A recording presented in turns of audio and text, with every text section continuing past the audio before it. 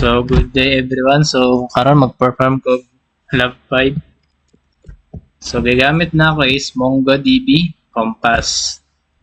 So, first, kung wala pa mo nakahimog connection, iwan na mo, direta, mag-create ng database, tapos butan na itong database name na to and collection.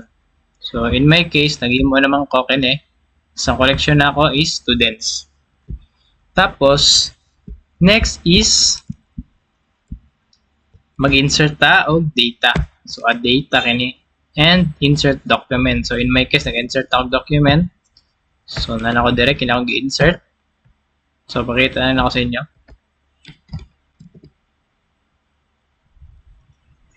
Insert document.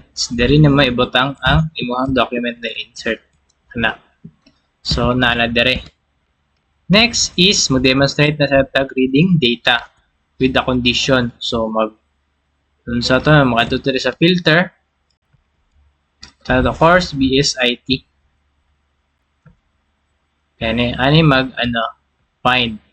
So, pag pindot na ng find, dapat mag-result is si Jane Smith.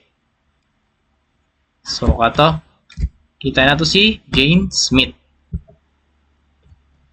So, next is update operation na ta. So, kung lang update operation. Kung mo ng update operation. So, next is i-locate na to ang si student, John Doe. So, makita na to dire under edit document. So, para ma-edit natin siya, pinduto natin edit document. So, dire specific kasi ihimo na to si John Doe year level 2. So, i-click na to ang update.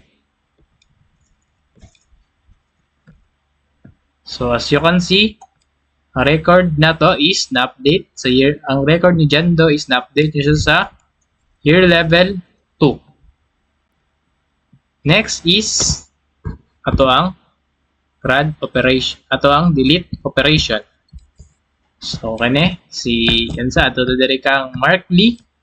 So, as you can see, nakita niyo dire, remove document. Next is, ipinduto niyo yung trash icon. Tapos,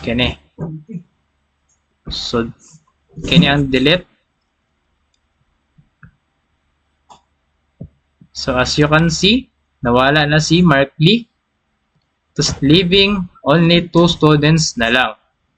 So, this complete laboratory 5 demonstration. Thank you.